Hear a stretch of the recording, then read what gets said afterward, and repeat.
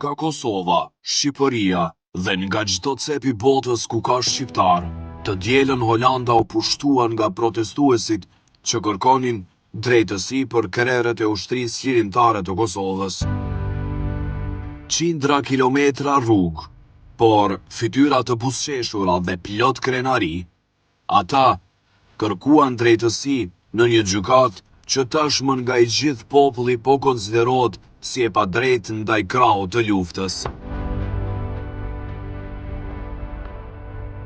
Anipse protesta përfundoi paqësore dhe u bë thirrje që të mbetet e tillë.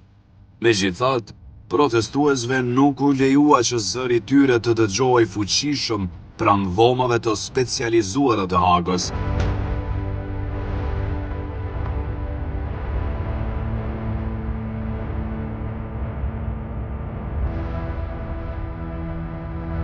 Dhe për këtë, të drejtën e tyre për ta ngritur zërin e zhvilluan 2 kilometra larg kësaj gjykate.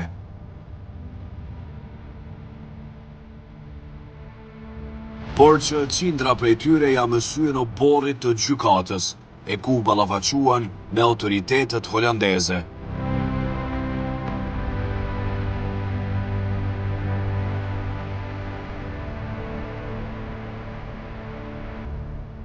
Madje një turm e protestuesve shqiptar u goditën në fytyrë me masa mbrojtëse policore.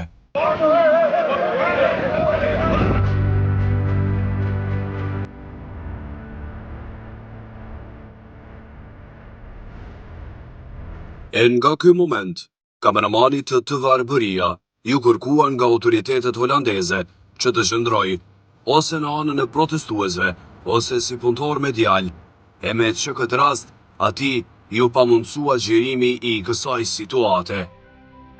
E në mesin e gjitha saj turme, edhe ekipi e televizionit Arbëria nuk u lejua që të shkojnë në vendin e ngjarjes, sepse ishte e pamundur nga vetë autoritetet holandeze. Qëllimi i protestuesve ishte i qartë, drejtësi për çlirimtarët, të gjithë një zëri, UÇK.